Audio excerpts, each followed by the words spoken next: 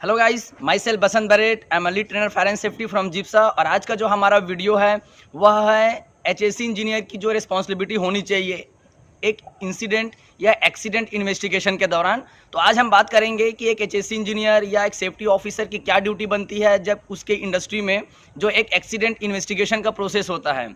इस वीडियो में हम पूरी चीज़ों के बारे में बात करेंगे, बट उससे पहले हम आपसे कहना चाहेंगे, अगर आप लोगों ने अभी तक हमारे चैनल को सब्सक्राइब नहीं किया है तो प्लीज़ आप हमारे चैनल को सब्सक्राइब कर लीजिए और हमारे द्वारा बनाए गए सारे वीडियो की नोटिफिकेशन पाने के लिए बेल आइकन को प्रेस कर दीजिए। आज हम बात करेंगे गाइस कि जब एक इंडस्ट्री में कहीं पे भी एक्सीडेंट जब होता है तो उसका जो एक प्रोसीजर होता है इन्वेस्टिगेशन का, उस समय हमारे सेफ्टी ऑफिसर हैं या सेफ्टी असिस्टेंट है या जो सेफ्टी इंजीनियर हैं उनकी क्या ड्यूटी होनी चाहिए। तो गाइस सबसे पहले तो हम बात करेंगे कि हमारे इंडस्ट्री में एक्सीडेंट का जो चांसेस है वो तो नहीं होना चाहिए। हमारी जो एक गोल होता है कि zero accident chances means chances of zero accident का, और हम उसके हिसाब से बहुत सारे हम तरीके अपनाते हैं। हम कुछ सेफ्टी मीटिंग लेते हैं, कुछ पीपीस का इस्तेमाल करते हैं ताकि हमारे इंडस्ट्री में एक्सीडेंट की घटनाएं घटित ना हों। बट उसके बावजूद भी अगर कुछ ऐसे एक्सीडेंट अगर कंडीशन क्रिएट हो जाती हैं तो आप सबसे पहले आप क्या करेंगे। अगर आप एक असिस्टेंट हैं, सेफ्टी असिस्टेंट हैं, या फिर आप असिस्टेंट सेफ्टी ऑफिसर हैं या सुपरवाइज़र हैं, जो भी हैं, तो आप अपने सीनियर अथॉरिटी को आप इन्फॉर्म करेंगे। वो आपका हेड ऑफ डिपार्टमेंट हो सकता है आपके सेफ्टी में, या फिर अगर आप एक कॉन्ट्रैक्टर के अंतर्गत काम कर रहे हैं तो आप अपने इंचार्ज को या फिर आप अपने जो सीनियर इंजीनियर हैं आप उनको इन्फॉर्मेशन दे सकते हैं।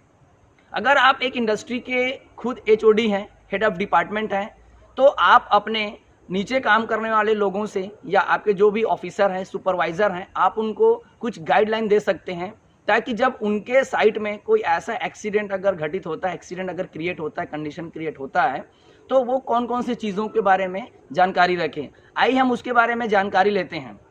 गाइस, इंडस्ट्री में हमारी एक जो रिस्पॉन्सिबिलिटी होती है कि एक्सीडेंट ना हो, इसके लिए हम बहुत सारे तरीके अपनाते हैं। हम कुछ मीटिंग लेते हैं, कुछ हम पीपीस को इंक्लूड करते हैं।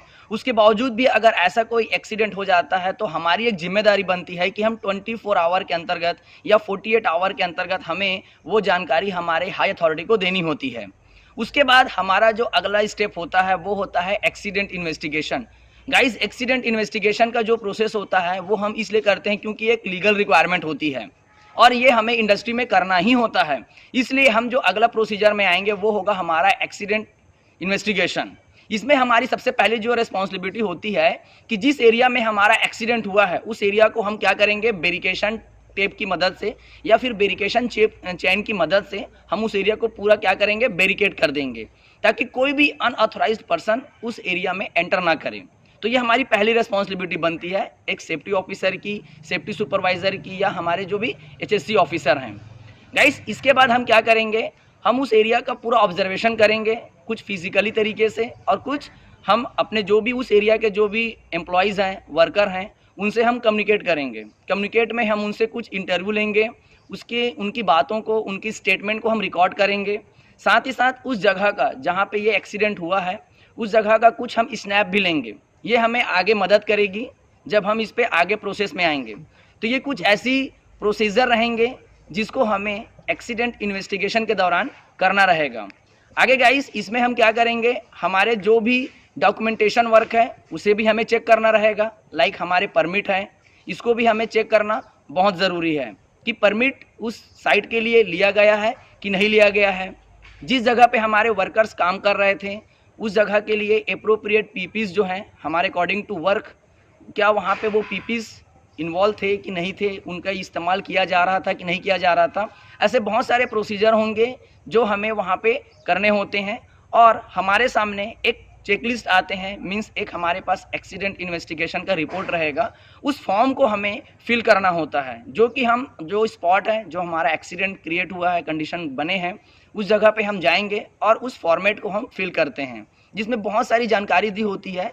आप उस जानकारी को अपने एक्सीडेंट इन्वेस्टिगेशन का जो स्पॉट है जहाँ पे वो घटना घटित हुआ है आप उसको देखते हुए आप उस फॉर्मेट को पूरी तरीके से फिल करते हैं और फिल करने के बाद आप उसको अपने जो upper level head of department जो आपके सेफ्टी होते हैं, हाई अथॉरिटीज़ होते हैं, उनके पास आप सबमिट करते हैं। तो ये कुछ ओवरऑल कुछ ऐसी रिस्पॉन्सिबिलिटी होती है हमारे सेफ्टी डिपार्टमेंट में कि अगर आपके साइट में अगर कुछ ऐसे एक्सीडेंट होते हैं तो आप उसको इस प्रोसेस में कंप्लीट करते हैं।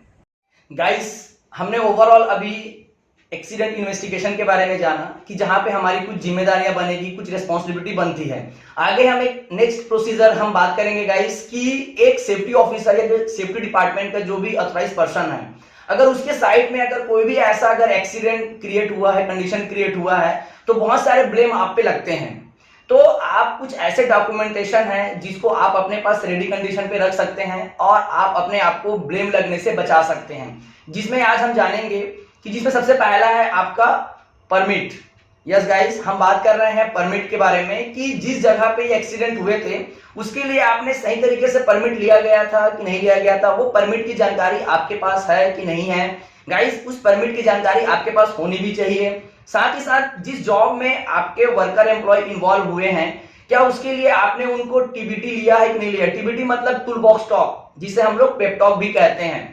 तो क्या आपने उसके लिए उनसे टीबीटी किया है कि नहीं किया है, क्या उनको आपने ये जानकारी प्रोवाइड कराए हैं कि नहीं कराए हैं। और गाइस, अगला जो प्रोसीजर है कि आपने उनको जो पीपीस इशू किए हैं उसका आपके पास कोई रिकॉर्ड मेंटेन है कि नहीं है कि उस एप्रोप्रिएट जॉब के लिए आपने उनको कौन कौन से पीपीस प्रोवाइड किए हैं, और जितने भी पीपीस आपने प्रोवाइड किए हैं क्या उनका कोई इंस्पेक्शन रिकॉर्ड आपके पास, टेस्टेड सर्टिफिकेट जो हमारे इंडस्ट्री में हम लोग टूल्स एंड स्टेकल्स का जो टेस्टेड सर्टिफिकेट रखते हैं वो सारे अप टू डेट है कि नहीं है। साथ ही साथ अगर कुछ एक्सीडेंट इन्वेस्टिगेशन या अनसेफ एक्ट, अनसेफ कंडीशन जो हमारे इंडस्ट्री में एक्सीडेंट ना हो उसके लिए हम लोग इंडस्ट्री में कुछ ऑब्जर्वेशन भी करते हैं। तो ये सारे डॉक्यूमेंट्स आपके पास अप टू डेट होने चाहिए, क्योंकि एक्सीडेंट इन्वेस्टिगेशन के दौरान आपसे इन सभी दस्तावेज को मांगा जा सकता है, उसको आपको अपने हाई अथॉरिटी को सबमिट करने होते हैं। गाइस, अगर ये सारे डॉक्यूमेंट्स अगर आपके पास अप टू डेट हैं तो आप अपने आप को ब्लेम लगने से आप अपने आप को बचा सकते हैं, आप अपने आप को सेफ मोड पे रख सकते हैं। गाइस, एक्सीडेंट इन्वेस्टिगेशन के दौरान मैं एक चीज और आपको कहना चाहूंगा, जो चीजें आपको नहीं करना है एक्सीडेंट इन्वेस्टिगेशन के दौरान नहीं करना है, वो है कि किसी भी तरीके से आप पुलिस या जो भी इंफॉर्मेशन है एफआईआर कंडीशन वो आप नहीं करेंगे, वो आपके हाई अथॉरिटी करेंगे या आपका जो एचआर डिपार्टमेंट होता है, ये सब उनके काम होते हैं। आपको बस अपना एक्सीडेंट इन्वेस्टिगेशन का प्रोसीजर को करना है और कुछ डॉक्यूमेंटेशन है जो आपके पास हमेशा any time up to date condition में होने चाहिए। गाइस, आई होप आपको यह समझ में आया होगा कि एक सेफ्टी डिपार्टमेंट में जब आप एक सेफ्टी ऑफिसर, सेफ्टी सुपरवाइजर या एचएससी ऑफिसर के फील्ड में काम करते हैं और आपके ड्यूटी के दौरान अगर कोई ऐसी एक्सीडेंट अगर आपके साइट में हो जाते हैं तो कैसे आप अपने आप को सेफ रखते हैं, साथ ही साथ उसका आपका क्या प्रोसीजर होना चाहिए। आई होप आपको हमारा यह वीडियो पसंद आया होगा।